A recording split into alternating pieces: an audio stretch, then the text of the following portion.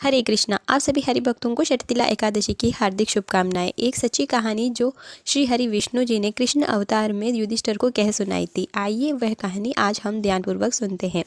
प्राचीन काल में मृत्युलोक में एक ब्राह्मणी रहा करती थी। वे सदैव ही व्रत किया करती थी। वे हमेशा ही इतना व्रत किया करती थी, उसका शरीर बहुत ज़्यादा दुर्बल हो चुका था। वे बहुत ज़्यादा बुद्धिमान थी भी, लेकिन उसकी एक कमी थी कि वे कभी भी ब्राह्मण और देवताओं के निमित्त अन्न या धन कुछ भी दान में नहीं दिया करती थी। यह देखकर श्री हरि विष्णु जी ने सोचा कि ये बहुत बुढ़िया बहुत ज़्यादा व्रत करती है, पूजा पाठ करती है, इसका शरीर तो बहुत ज़्यादा शुद्ध हो चुका है, इसे विष्णु लोक तो प्राप्त हो जाएगा, लेकिन इसने कुछ भी अन्न धन दान नहीं किया है, इसीलिए इसे तृप्त कर पाना बहुत ही कठिन हो जाएगा। भगवान ने यह सोचकर भिखारी का रूप धारण किया और ब्राह्मणी के पास जा पहुंचे और भिक्षा मांगने लगे। वह ब्राह्मणी बोली कि महाराज, आप यहाँ पर क्यों आए हैं, आपको मुझसे क्या चाहिए। तब श्री हरि विष्णु जी भिखारी के रूप में बोले कि माँ, मुझे भिक्षा चाहिए। यह सुनकर वे ब्राह्मणी ने एक मिट्टी का टेला उठाया और उनके झोले में डाल दिया।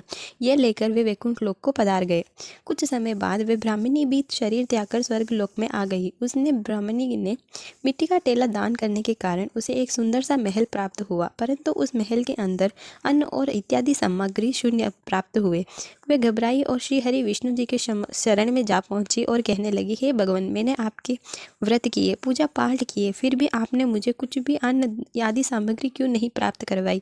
इस पर भगवान श्री हरि विष्णु जी कहते हैं कि आज तुम्हारे घर पर तुम्हें देखने के लिए देव स्त्रियां आएंगी। तुम्हें बस एक ही काम करना है कि वे जब भी आए तो उनसे कहना कि षटतिला एकादशी का महत्व बताएं और उसके बाद ही दरवाज़ा खोलना।